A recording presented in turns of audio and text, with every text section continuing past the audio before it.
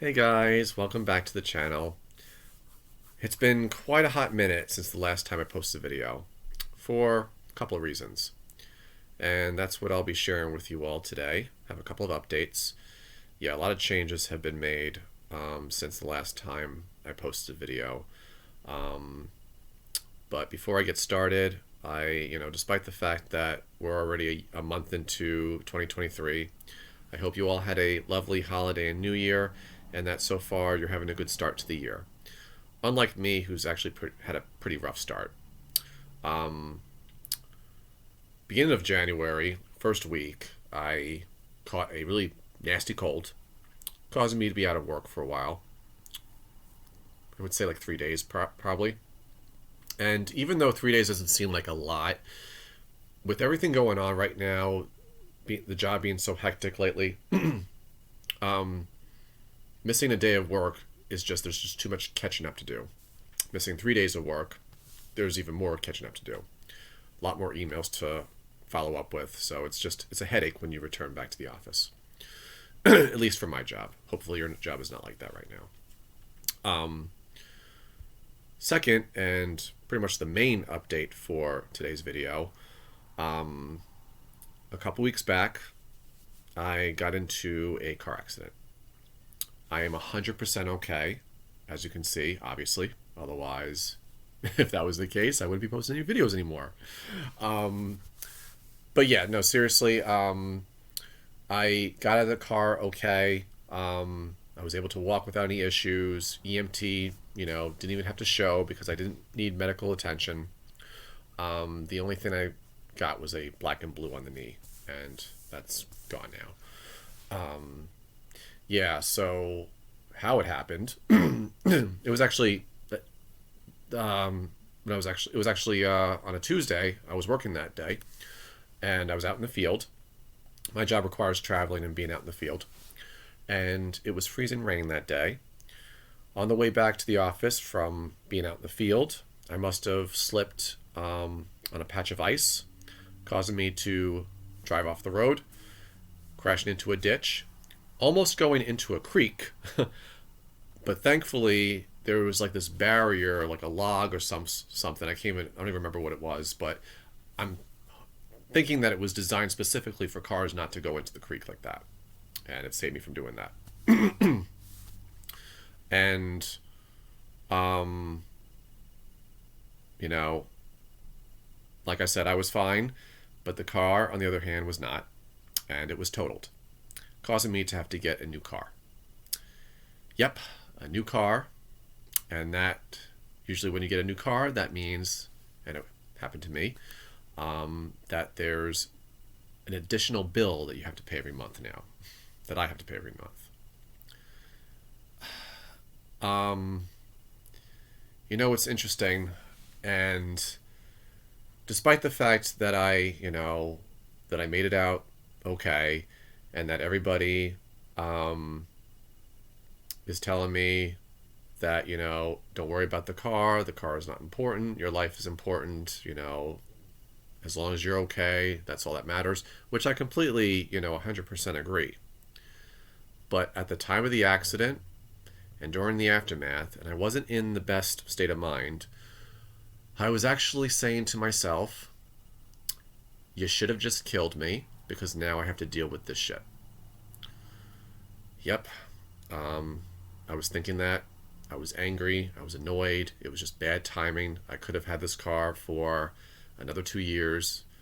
I've had this car for 10 years in total, and I only had 112,000 miles within that 10-year period. That's saying something.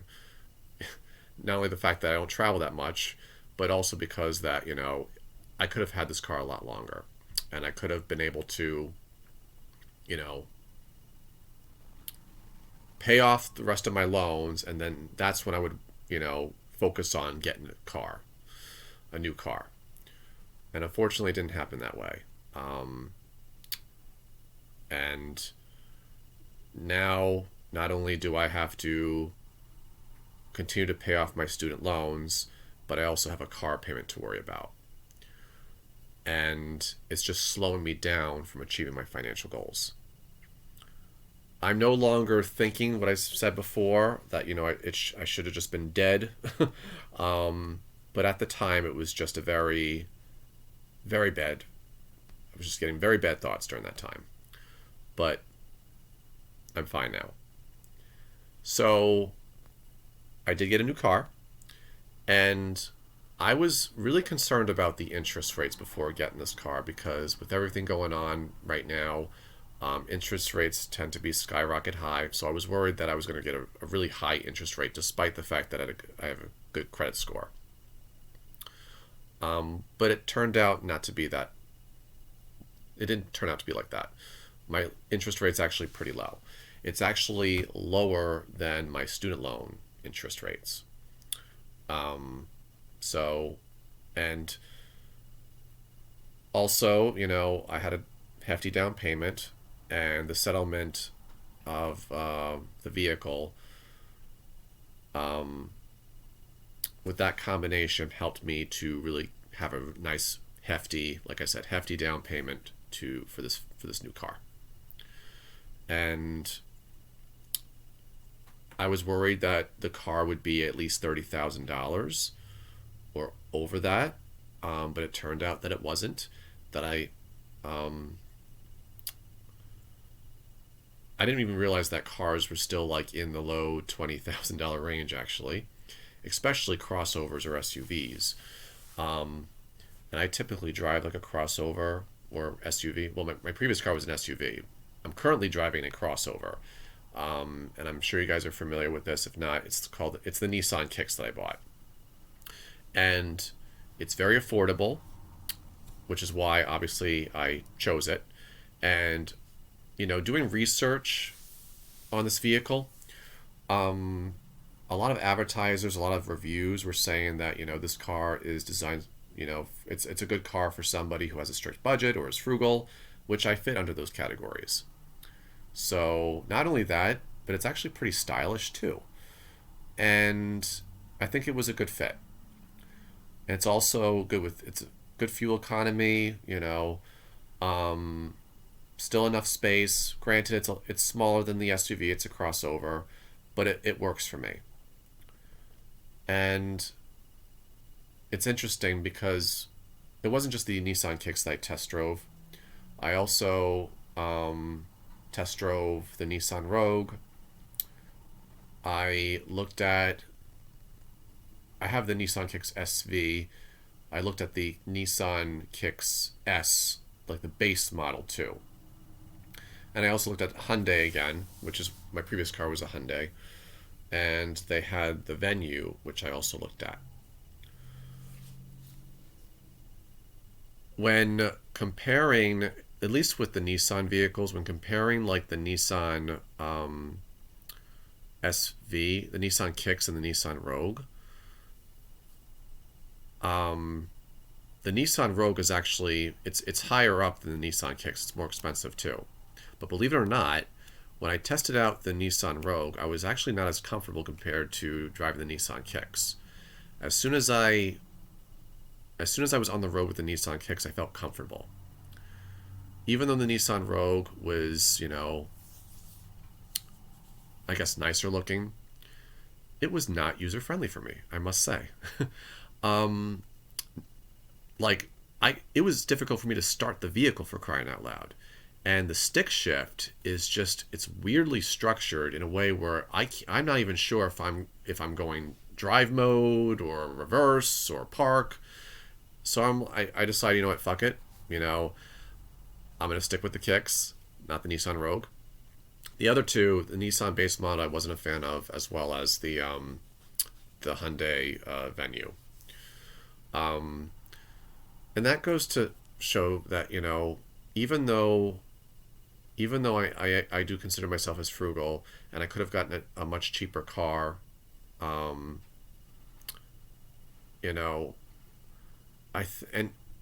financial gurus, I think they would say is like, you really should aim for like the cheapest vehicle, save as much as possible because you have other debts to pay off, which I agree to a certain extent. But at the same time, though, you want to make sure that you're going to also enjoy this vehicle too. Because And this is how I also look at it. When making a big financial purchase, whether it's a car or a house or, even an education, it's very important that your brain and your heart work together. It's very difficult for them to work together sometimes when making a purchase like this, because your brain wants to be smart with the money, wants to be frugal, wants to be cheap.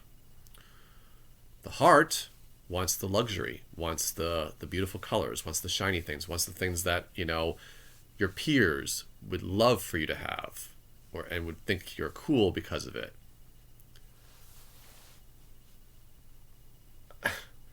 That's what I had to do. I had to make sure that it was a vehicle that not only I found to be affordable, but was one that I also liked. And the Nissan Kicks, like I said, was a perfect choice. And so, as a result of getting a new vehicle, even though I am a owner for the previous vehicle, I still learned a few things. And here's a couple of tips when purchasing a new car or a used car, even. Tip number one is to, if you're not, and this is for somebody who's not, sales savvy, like I am, someone who is not confident in their abilities to negotiate, like I am. If you're that type of person, bring somebody with you. Whether it's a friend, a family member, a friend of a friend, somebody who is going to be comfortable with negotiating, somebody who's going to be sales savvy, somebody who knows the game. And that my boyfriend came with me because he knows the game. And because he's comfortable with negotiating, I was able to get the Kicks at a lower cost. It was lower than the retail price. And that's why it's good to have somebody like that with you. Because if you're uncomfortable with doing something like that and you go by yourself, great chance you're going to be screwed over. So if you're good like that, this tip won't be needed. If you're like me, this tip would be good for you. Be sure to bring somebody who you know that can support you on this. Tip number 2. When choosing payment plans, if you choosing the shorter payment plan would probably be the best route to take, because the shorter the payment plan, the lower the interest rate is going to be, and I did not realize that at the time. So because of that, because my interest rate is very low, I decided to stick with the 36-month plan that's the 3-year plan, over like the 6-year plan, which was one I was actually initially trying to do, because that would mean that the monthly payment would be smaller. However, the interest rate is much higher. It would have been much higher if I chose the 6-year. Granted, the monthly payment is pretty high, but it's not.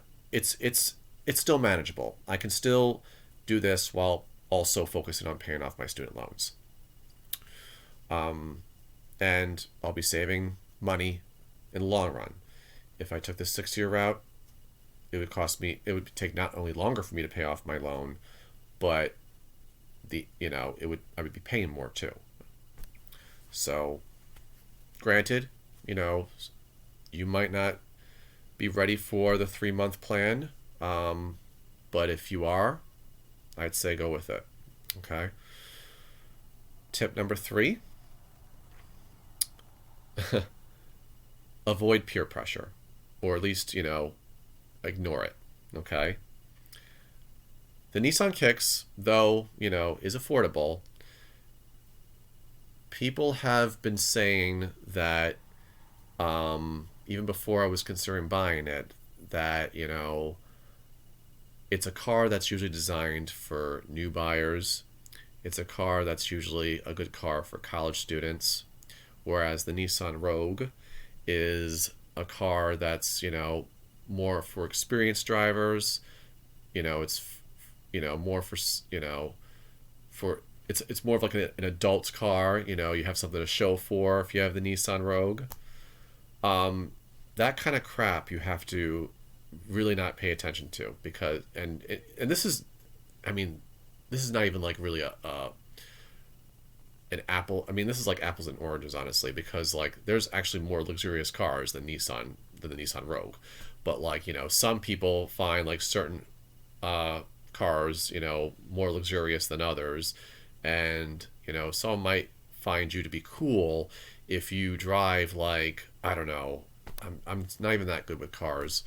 An Audi, for example. Like an Audi is like one of those high up, you know, vehicles. It's very high end, and people think of you as being cool because you know you're driving that, you know, awesome vehicle.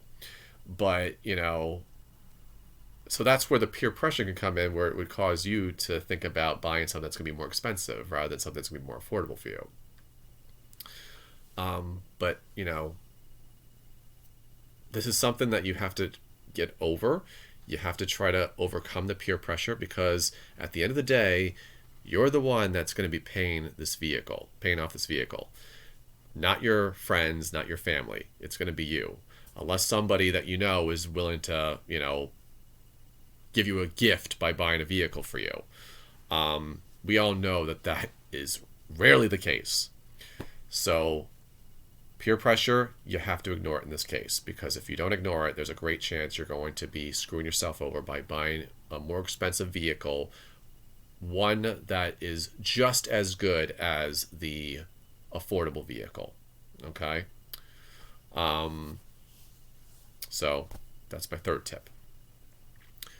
Last tip, prepare ahead of time in terms of saving for a new vehicle. Even though, you know, your current vehicle might be in good shape right now, and you might have like maybe like three or four more years before you have to get a new one. If that's the case, start saving now. Put money aside for your vehicle, or at least for maintenance for your vehicle. Because if you don't, and an accident like this happens, like what happened to me, and you don't have at least $1,000 for a down payment, it's going to be a headache. I had a pretty hefty down payment, and I'm still finding this to be a headache. People that don't even have $1,000 for it is, you know, it's going to be a stressful situation.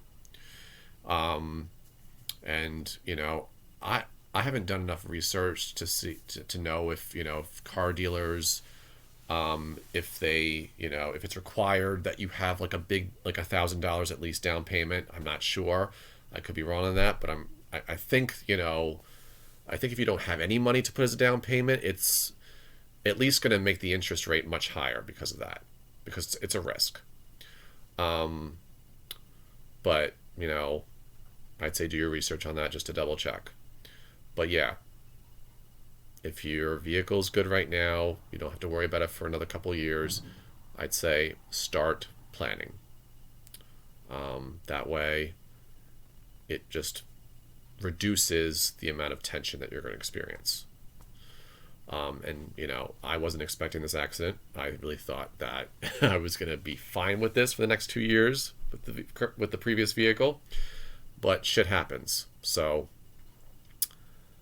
that's my last tip, I think, for buying a car. If any of them, any more tips I have, I'll be sure to share them with you. But yeah, so this is my situation. Despite the fact that, you know, it's slowed me down by paying off my student loans at a quicker pace, I am satisfied with the decision that I made in terms of the car that I chose. I don't regret purchasing it, because even though I'm going to have a monthly payment, you know, it's not going to last very long.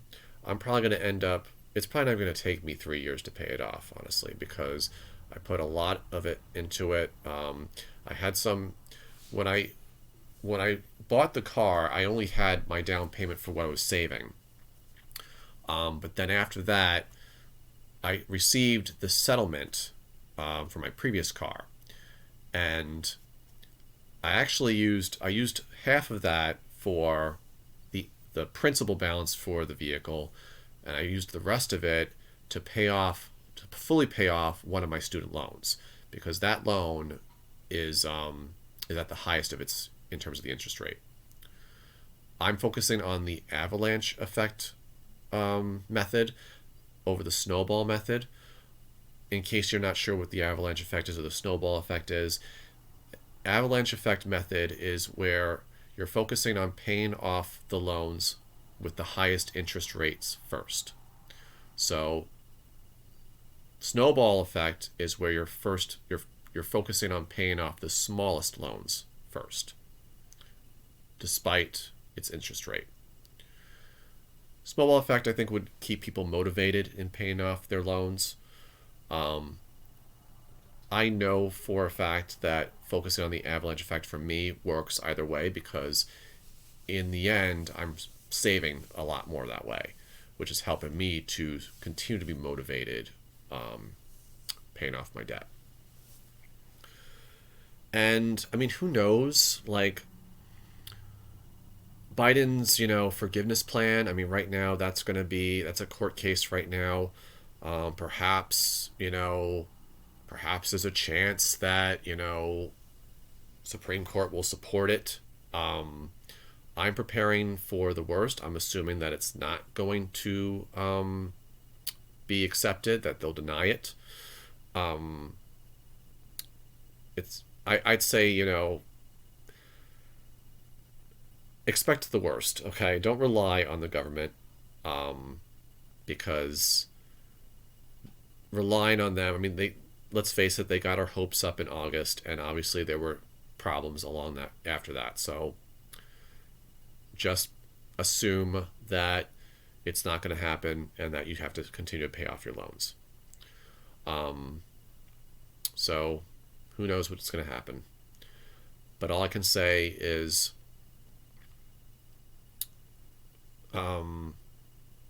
it is good to be here. It's good to be alive. Okay. It could have been a lot worse. I could have, severely injured myself, or I could have involved somebody else in the accident. Luckily, it was just myself in the accident. No other drivers were involved. So I have to be grateful, and I am. But, for those of you that ever experience something like this, if you ever get into a car accident and you're tight on a budget,